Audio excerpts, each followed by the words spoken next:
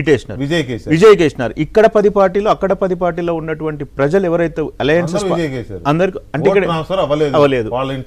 ముఖ్యంగా ఏఐడిఎంకేలో బీజేపీ నుంచి AIADMK court transfer కూడా జరగలేదు. సార్ బాధపడ్డ పర్లేదు, తర్వాత నాయకుల లిస్ట్ ఉంది కదా వెరీ క్లియర్ గా. ఏఐడిఎంకే నుంచి బీజేపీ జరగలేదు, బీజేపీ నుంచి బీజేపీ ఓటు విజయ్కే పడి ఉండదు. ఎగ్జాక్ట్లీ.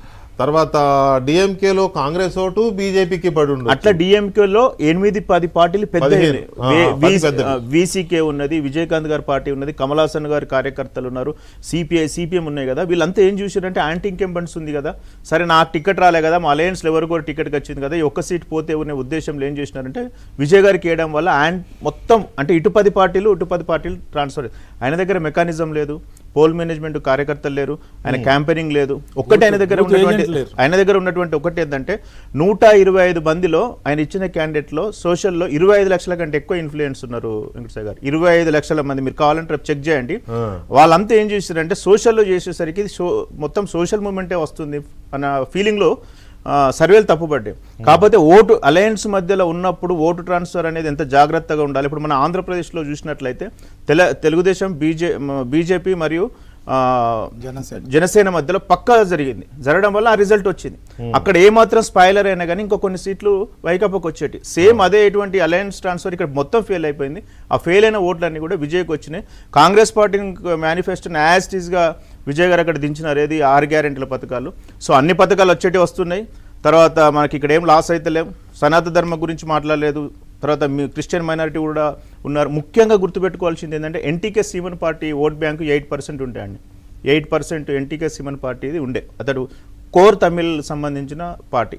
అది ఇప్పుడు మీరు చూడండి 3%కి వచ్చేసింది. కంప్లీట్గా సీమన్ పార్టీ 5% ఎవరికి ట్రాన్స్ఫర్ అయిందంటే విజయ్ గారికి ట్రాన్స్ఫర్ అయిపోయింది. ఇట్లా ప్రతి క్యాలిక్యులేషన్ కనుక చూసుకున్నట్లయితే ఎవరెవరు అంటే మంచి మినిస్టర్స్ కూడా ఇలా ఓడిపోయే పరిస్థితిలోకి వచ్చేసింది. అంటే ఎవరు గెస్ చేయలేదని అనం కానీ ఈయనే వీళ్ళ ఓటు చీల్చి తీసుకుంటారా అనేది ఫస్ట్ అందరు సఫాలిస్టులు చెప్పింది. కానీ అందరు కలిసి ఆయనకే ఓటేసినారు. విజయ్ ఎవరు స్ప్లిట్ చేస్తారు అనే దాని మీద అందరు ఫోకస్ పెట్టినారు. కానీ ఇక్కడ ఈ అన్ని పార్టీలను కనుక అన్ని తీసుకుపోయి విజయ్ కేస్తారు అనేటువంటిది ఏది కూడా గ్రహించలేదు. నేను ఎవరి సంస్థను తప్పుపట్టిన ఒక్కొక్కసారి ఏమైందంటే ఓసారి అటు అవుతుంది, ఓసారి ఇటు అవుతుంది. కాకపోతే ఏంటంటే మనం ట్రెండ్ను ఐడెంటిఫై చేసేటంలో మాత్రం ఐమాక్సిస్ ఇండియా వాళ్ళు పర్ఫెక్ట్గా చేసినారంటే వస్తుంది అని చెప్పేసి. కాకపోతే డిఎంకే ఇంత ఘోరంగా పడిపోతుంది అనేటువంటి విషయం ఎవ్వరు కూడా గెస్ చేయలేదు. ఎందుకంటే వాళ్ళ యొక్క క్యాంపెయినింగ్ స్టైల్ కానీ, వాళ్ళ కూటమి కానీ, వాళ్ళ ప్రచారం కానీ ఉంది. బీజేపీ వాళ్ళు కూడా తమిళనాడు చేసిన ఒక మిస్టేక్ ఏంటంటే పళనిస్వామి గారికి అవుట్ రైట్గా ఇచ్చేసినారు. ఏది మొత్తం చేతిలో పెట్టేసినారు.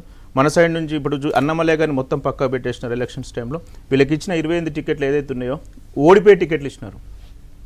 బీజేపీ 4 మ్యాక్స్ ఛాన్స్ ఉంటుంది, 4-5 కంటే ఎక్కువ మనకి బ్రేకప్ రావాలి, బ్రేకప్ వస్తుంది. ఇది క్లియర్ అండి. తమిళనాడు గురించి మనం ఆలోచించింది అలయన్స్ల మధ్యలో బ్రేక్ విజయ్ ప్లస్ అయినదని మాత్రం మెజారిటీ ఉంది, ఎన్టీకే తగ్గింది. నెక్స్ట్ పశ్చిమ బెంగాల్కి వచ్చేసరికి అండి, పశ్చిమ బెంగాల్లో సర్ ఇంపాక్ట్ కంపల్సరీ ఉంది. ఒక 30-40 ప్లేసెస్లో సర్ ఇంపాక్ట్ ఉంది, ఎవరు ఒప్పుకోకపోయినా. అంటే ఆ ఓట్లతోనే మమతా బెనర్జీ క్యారీ ఫార్వర్డ్ అవుతుంది. నేను అనేది పాయింట్ అది.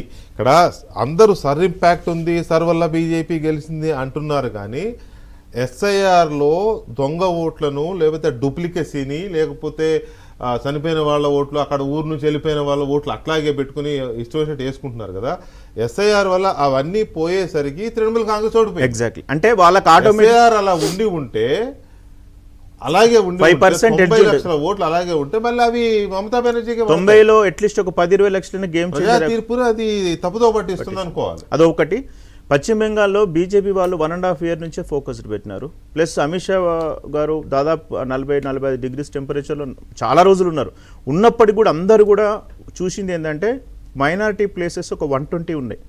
ఎవరికి? మమతా ప్లేస్ లో హోల్డ్ లో ఆ 120 పోలింగ్ ఒక 50 కొట్టేస్తే వస్తుంది అనేటువంటి కాన్సెప్ట్ అందరూ దాదాపు మాక్సిమం ఏజెన్సీలు ఉన్నారు. కానీ హిందూ కన్సల్టేషన్ అనేటువంటిది పక్కా అయింది. కాంగ్రెస్ పార్టీ ముఖ్యంగా మహేష్ గారు ఒప్పుకోకపోయినా కాంగ్రెస్ పార్టీకి కూడా మమతా డామినేషన్ ఎక్కువైపోతుంది, డిఎంలో గెలుస్తా అనేటువంటి సిచ్యువేషన్ కోరుకున్నారు. ఆమె రాహుల్ గాంధీని కూడా డిక్టేట్ చేసే పరిస్థితికి వచ్చింది. కూటమి నాయకత్వం నువ్వు చేసేది ఏంటి, ఇండియా కూటమికి నువ్వు అవసరం లేదని ఒక దశలో ఇండియా కూటమికి రాహుల్ గాంధీ నాయకత్వాన్ని మేము ఒప్పుకోమనే ఫీలర్స్ ఇచ్చింది ఆమె.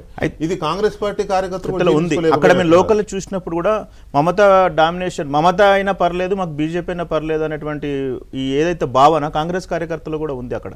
ఎందుకంటే మమతా వచ్చినా మాకు పెద్ద అంటే అంత బ్రాడ్ గా ఆలోచించలేదు. డిఎంకే ఇండి కూటమి స్ప్లిట్